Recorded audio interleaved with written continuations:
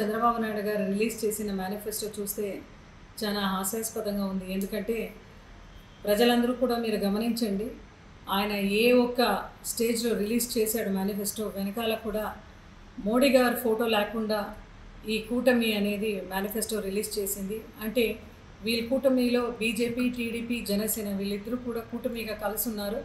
అయితే మేనిఫెస్టో విడుదల చేసిన ఈ రోజున పురంధేశ్వరి కూడా అక్కడ అటెండ్ చేయలేదు. అదేవిధంగా మోడీ గారు ఫోటో కూడా అక్కడ లేకుండా ఈరోజు చంద్రబాబు నాయుడు గారు మేనిఫెస్టో రిలీజ్ చేసినారంటే ఒకసారి ప్రజలందరూ కూడా ఇది గమనించాలి.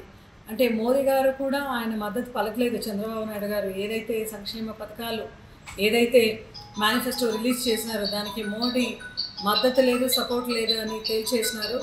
ఎందుకంటే చంద్రబాబు నాయుడు ఏ మేనిఫెస్టో రిలీజ్ చేసినా మాట మీద ఆయన ఉండడు, ఎప్పుడు కూడా అబద్ధాల హామీ ఇస్తాడని మోదీ గారు కూడా చంద్రబాబు నాయుడు గారు ఏదైతే మేనిఫెస్టో ఇవన్నీ రిలీజ్ చేస్తారు అనగానే ఆయన కూడా భయపడి నిజంగా ఇవన్నీ అమలు కాలేదు, చేయలేమో అని ఆయనకు తెలిసి ఇవన్నీ అబద్ధాల హామీ అని తెలిసి ఆయన కూడా వెనకడుగు వేసినారని కూడా మనం ఇక్కడ గమనించాలి. రాష్ట్ర ప్రజలందరూ కూడా గతంలో చంద్రబాబు నాయుడు గారు 2014లో ఇచ్చిన ఏ హామీ కూడా నెరవేర్చలేదు.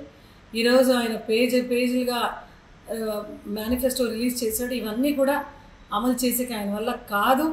మభ్యపెట్టడానికి, ప్రజలను మభ్యపెట్టడానికి, కేవలం కుర్చీ కోసమే ఆయన మేనిఫెస్టో తప్ప ఈరోజు ఆయనకి బీసీ ఎస్సీలు గుర్తుకొచ్చి సప్లైన్ అని మాట్లాడుతున్నారు. రాష్ట్ర ప్రజలందరూ కూడా గమనిస్తున్నారు. బీసీ నా ఎస్సీ, నా ఎస్టీ, నా బీసీ, నా మైనారిటీస్ అంటూ జగన్మోహన్ రెడ్డి గారు మమ్మల్ని అందరినీ కూడా దగ్గర చేర్చుకొని మమ్మల్ని అందరినీ కూడా నడిపించినారు.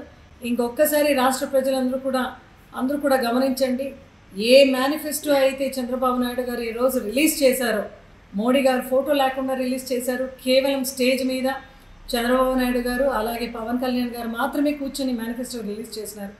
బలంగా సంకేతం అయిపోయింది. ఏమని?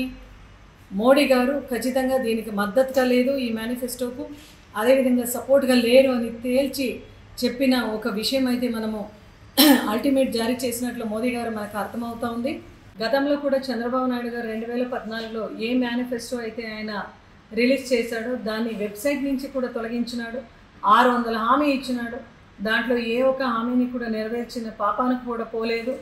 అదేవిధంగా మనము జగన్మోహన్ రెడ్డి గారికి, చంద్రబాబు నాయుడు గారికి ఇద్దరికి కూడా మనం కంపేర్ చేస్తే ఏ ఒక్క హామీని నెరవేర్చగలుగుతామో అటువంటి హామీని మాత్రమే జగన్మోహన్ రెడ్డి గారు అమలు చేసినారు, మేనిఫెస్టోలో కూడా ప్రకటించినారు. అయితే చంద్రబాబు నాయుడు గారు 600 హామీని 2014లో 600 హామీని చంద్రబాబు నాయుడు గారు చెప్పినారు. మళ్ళీ అవన్నీ పూర్తి చేయలేము అని ఆయన తెలుసుకొని వెబ్సైట్ నుంచి కూడా ఆ మేనిఫెస్టోని తొలగించినారు. అయితే జగన్మోహన్ రెడ్డి గారు ఈ మేనిఫెస్టోని ఒక బైబిల్గా, ఖురాన్గా, భగవద్గీతగా ఆయన దాన్ని భావిస్తూ నెరవేర్చే ఒక తరుణంలో ఆయన అడుగు వేస్తూ మహిళా సాధికారత వైపు, రైతు సాధికారత వైపు, యువత సాధికారత వైపు ఆయన అడుగు వేస్తున్నాడు. ఈరోజు చంద్రబాబు నాయుడు గారు ఏ మేనిఫెస్టో అయితే ప్రకటించినారో అవన్నీ కూడా జగన్మోహన్ రెడ్డి గారు ఏదైతే గతంలో రైతు భరోసా అయితేమి, అమ్మ ఒడి అయితేమి, అదేవిధంగా చేయూత అయితేమి, ఇవన్నీ కూడా ఏదైతే జగన్మోహన్ రెడ్డి గారు ప్రకటించినారో దాన్ని కాపీ క్యాట్ లాగా దాన్ని ఎక్స్టెన్షన్ చేయడమో, దానికి ఎక్కువగా డబ్బులు ఇవ్వడమో అనేది మాత్రమే చంద్రబాబు నాయుడు గారు చెప్పినారే తప్ప తన స్వంత బ్రెయిన్ని ఉపయోగించి ఏది కూడా చంద్రబాబు నాయుడు గారు చెప్పలేదు.